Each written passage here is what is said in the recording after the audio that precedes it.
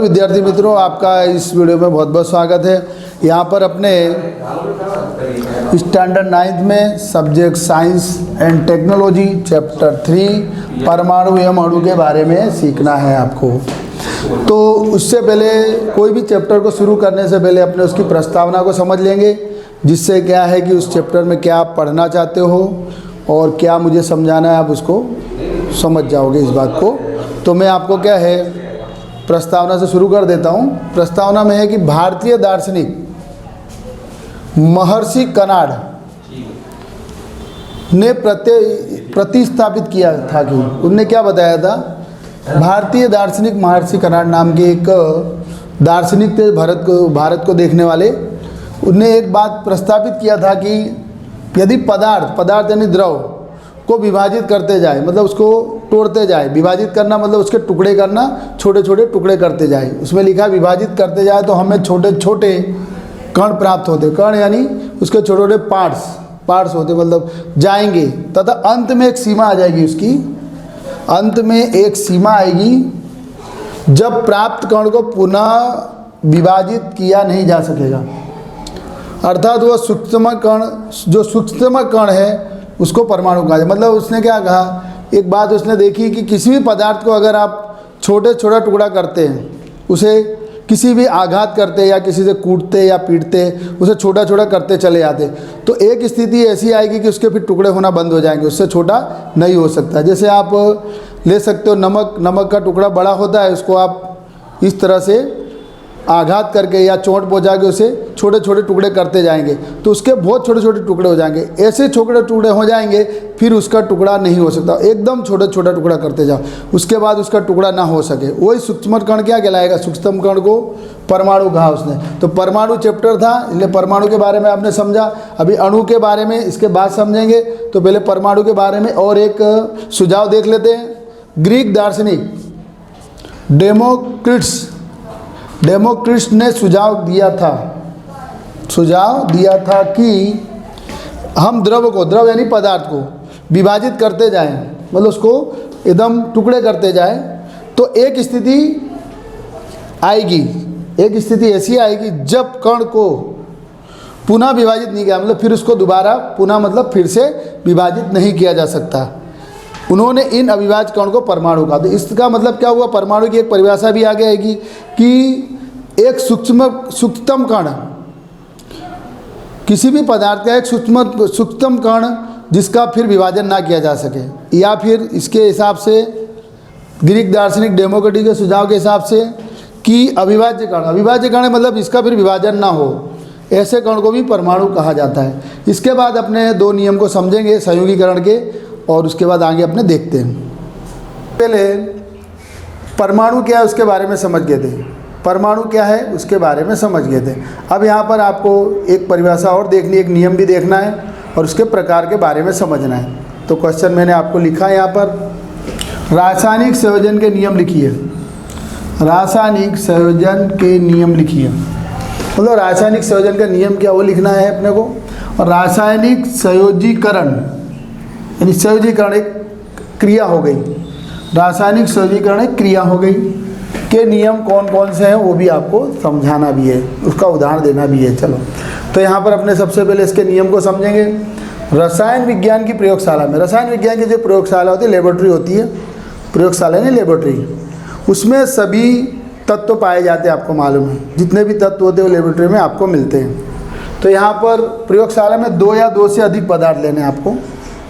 Okay, 2 या 2 से अधिक पदार्थ यानी वही तत्व पदार्थ को एक दूसरे के साथ रासायनिक प्रक्रिया से संयोजन किया जाए, रासायनिक अभिक्रिया किया जाए, उनका मतलब उनको मिलाया जाए एक दूसरे में।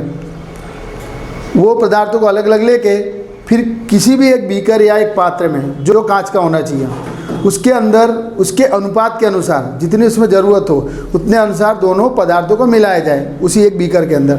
तो उनके बीच की एक रासायनिक अभिक्रिया होगी जो आपको दिखाई देगी कांच का पात्र होने से। तो जो ये अभिक्रिया होगी, रासायनिक प्रक्रिया से संयोजन बनता है, तो इस प्रक्रिया को रासायनिक संयोजन कहते हैं। आप लोग क्या कहते हो, रासायनिक संयोजन कहते हो। इस परिभाषा को आप दोबारा देखो, नियम को दोबारा देखो।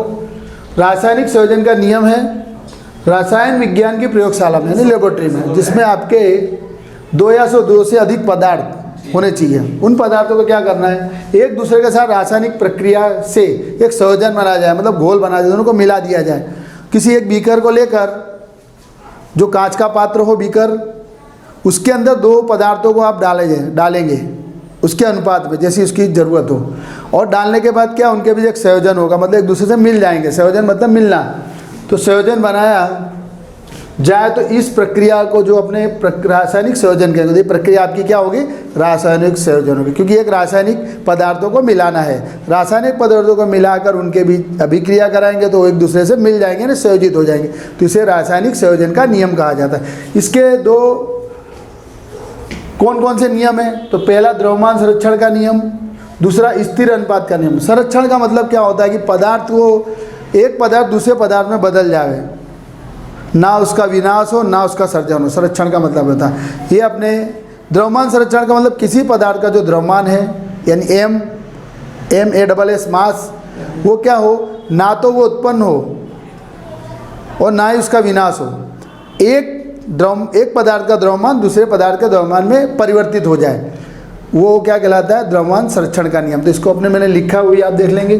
जब रासायनिक अभिक्रिया संपन्न होती है, मतलब 2 पदार्थों के बीच जब रासायनिक अभिक्रिया होकर संपन्न होती, पूरी हो जाती है, तब द्रव्यमान में कोई परिवर्तन नहीं होता, द्रव्यमान उतना ही बना रहता है, दोनों का द्रव्यमान उतना ही रहेगा। ऐसा नहीं कि इस पदार्थ का द्रव्यमान उसमें चला जाएगा या उस पदार्थ का द्रव्यमान उसमें, ऐसा नहीं।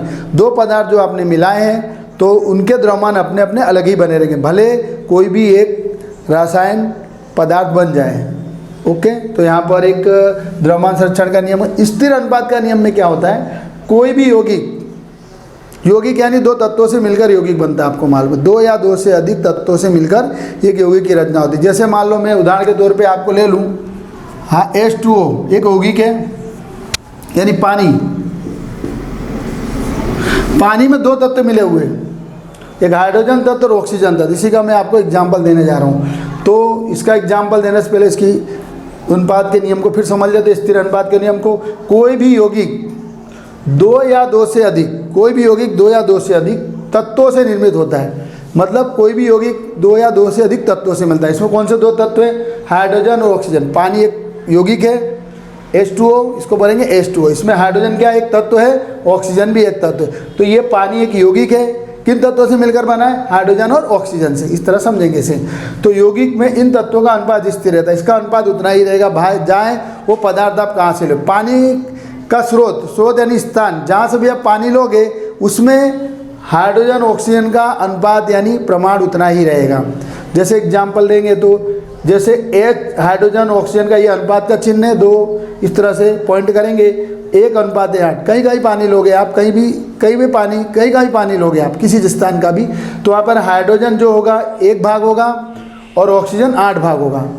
इस तरह से अपने समझेंगे। अर्थात 9 ग्राम जल का अपघटन किया जाए, मतलब उसे अलग अलग किया जाए, क्योंकि उसमें से हाइड्रोजन, पानी में आप जानते हो कि हाइड्रोजन ऑक्सीजन H2O दोनों होता है, उसमें हाइड्रोजन और ऑक्सीजन को अलग किया जाए, यानी 9 ग्राम जल का अपघटन किया जाए तो 1 ग्राम हाइड्रोजन होता है तथा 8 ग्राम ऑक्सीजन होता है, जो मैंने आपको लिखा गया 1:8। इसको बोलेंगे अनुपात 1:8 इस तरह से पाया जाता है। तो इस तरह से आपका स्थिर अनुपात का नियम हुआ। तो विद्यार्थी मित्रों, अपने यहाँ पर रासायनिक संयोजन का नियम और रासायनिक संयोजीकरण के कौन कौन से नियम, उसको अपने ने इधर अलग अलग 2 भागों में इसे समझाया है। तो आपके विद्यार्थी मित्रों, इसे आप अच्छी तरह समझो और ध्यान देंगे तो आपको ये नियम अच्छी तरह से समझ आ जाएंगे। तो आज के लिए इतना ही।